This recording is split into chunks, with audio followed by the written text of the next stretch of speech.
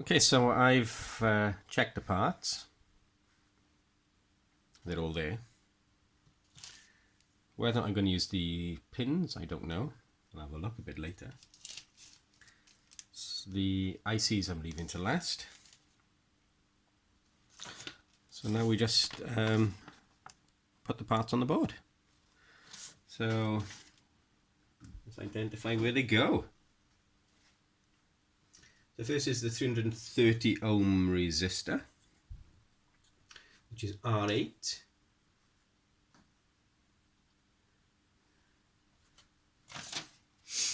Whatever R8 is. R8, okay. This could have been a bit bigger. So R8.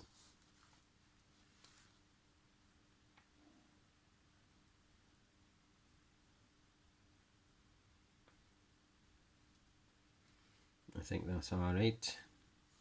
Of course, there's no silkscreen markings at all on the board, which makes it a bit awkward.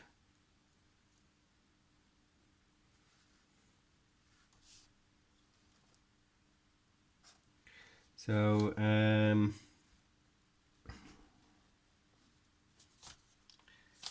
R7, which is the 470 ohm. There we go.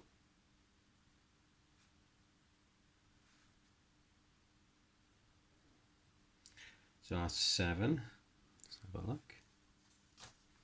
R7 is there.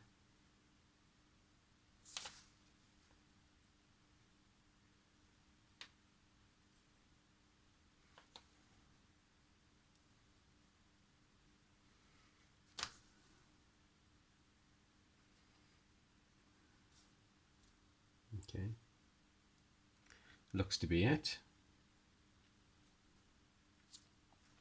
So I'll continue to put the rest of the parts on and solder them up, and then I'll come back once it's finished. Okay, so far we're up to here.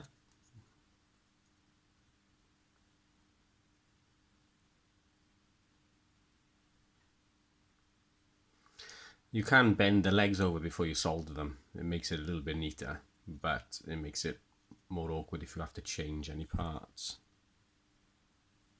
It does make it more awkward, so I just pop the legs through, solder them, and just snip them off.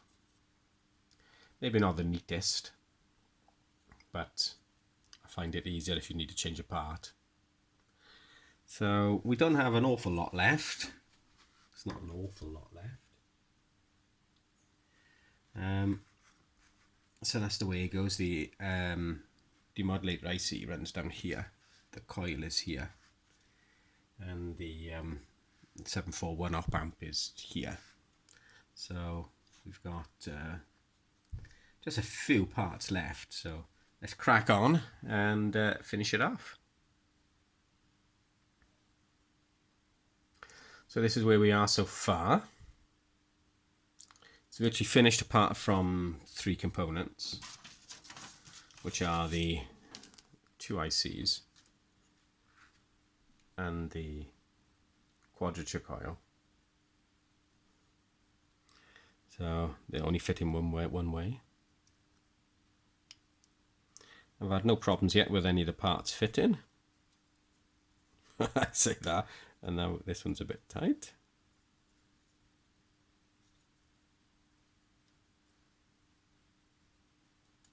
There we go. So I've had no parts with no trouble with any of the parts fitting.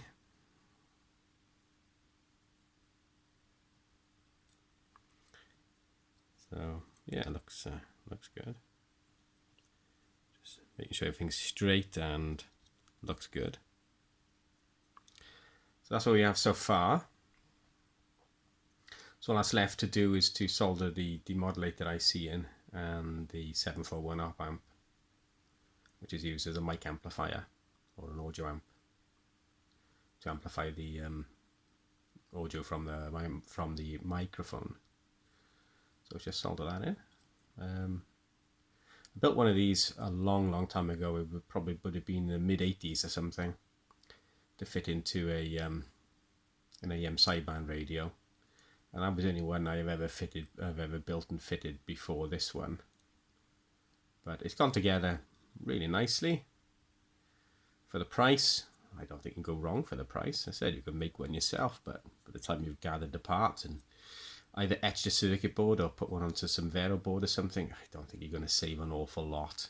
And this does look quite nice. So let's finish it off and see where we go from there. So the board is assembled.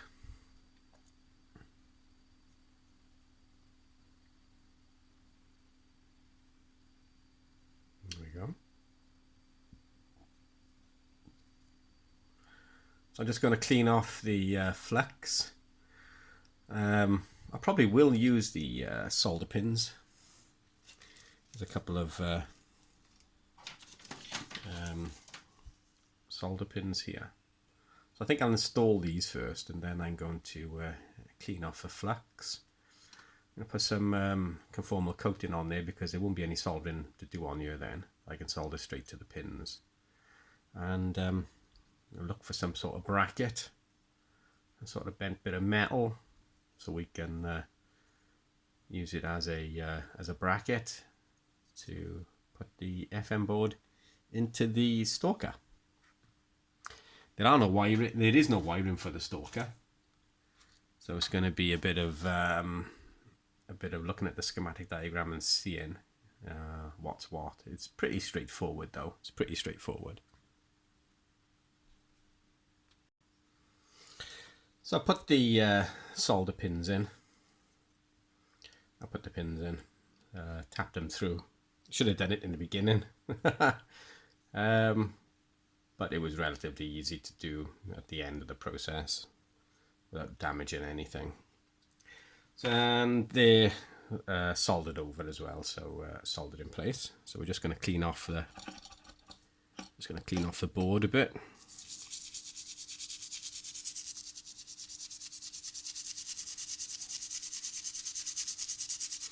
And I'll put some conformal coating on here. Stops the board from well, going black. Over time the copper will go black because it's exposed to the elements. Not much you can do about that really. I mean, what you could do is to solder all the tracks, but I quite like the look of the copper, so I'm just going to leave them bare like this, but not solder over them or anything. And I'm just going to put some conformal coating on there to keep it looking like it does, because the conformal coating is clear, so it'll look exactly the same as it does now, other than there might be a slight bit of shine to the board.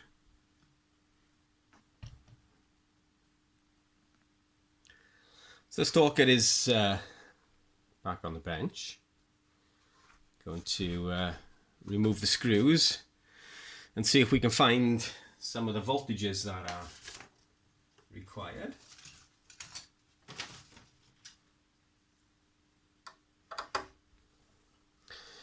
So I'll do this, remove the screws and things, and then I'll be back.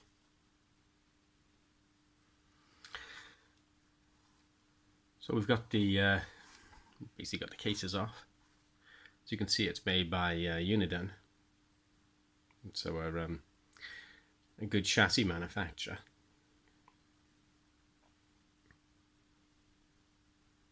It's had a bit of work over the years, by the looks of it. A little bit here and there, but most things look original.